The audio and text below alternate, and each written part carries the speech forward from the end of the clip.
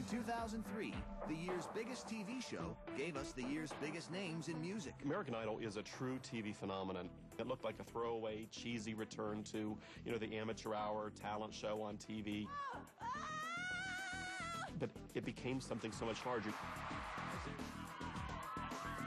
The show is a bit of genius in a way in the sense that it involves the viewer, so that you're not just watching the show, you have a true rooting interest in somebody on the show. It's almost like a high school pep rally in a weird sort of way, with everyone with banners and signs. American Idol viewers met two relative unknowns whose look and sound were as different as night and day.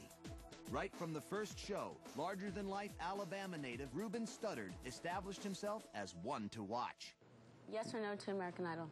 Yes. Paula? Then you're going to Hollywood. Welcome to Hollywood, dog! Birmingham, Alabama, represent Birmingham. Ruben is very much a guy from the church. If you have that church influence, you have a sort of training that nobody else in music is getting if you're not coming out of the church. I've sung in church my whole life, and it was truly a big influence in my life musically and spiritually.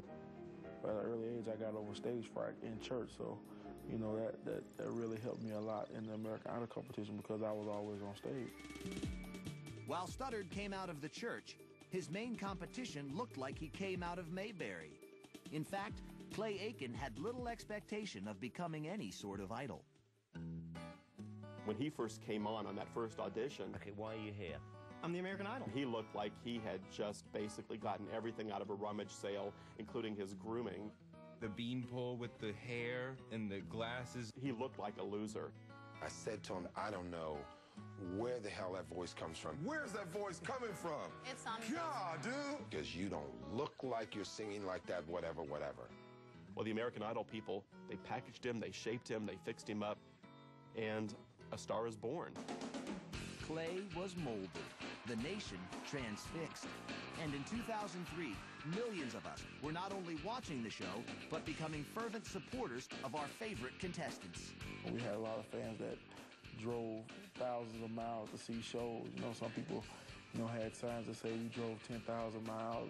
It was amazing. Now, I would never go that far to see a concert, but, Overnight, the dynamic duo were being treated like rock stars and sex symbols. The guy who once looked like Howdy Doody was now being treated like Tom Jones. But when Clay gets panties, he doesn't just get the 18-year-old's panties, he gets the 55-year-old's Depends.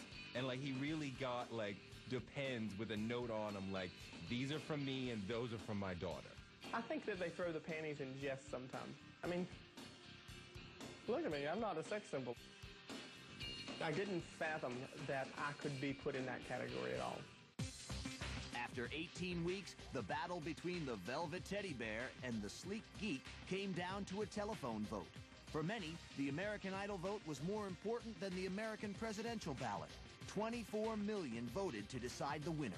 The winner of American Idol 2003 is Ruben Studdard.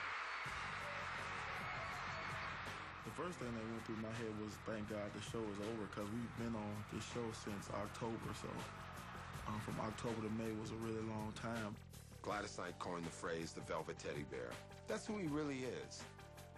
And I think the public fell in love with that while he was on stage, you thought to yourself, this kid would rather do nothing else than this right now. Win, lose, or draw, he's having a good time.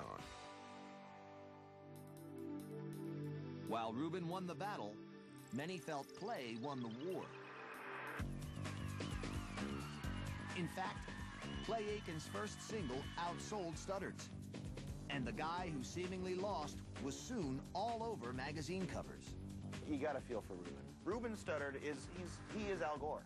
He won.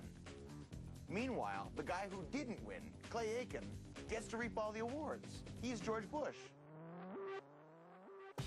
Both Ruben and Clay came out on top as they brought excitement back to the music industry in 2003. So while we watch them, we have to wonder, is this their 15 minutes of fame, or will they have staying power? Will Clay and Ruben be able to become full-on pop stars where if they disappeared, if Britney disappeared, millions of kids would scream out? If Ruben or Clay disappeared, would kids scream out? I don't know. We're still waiting to see him create that sort of traction. Biography of the Year and USA Today.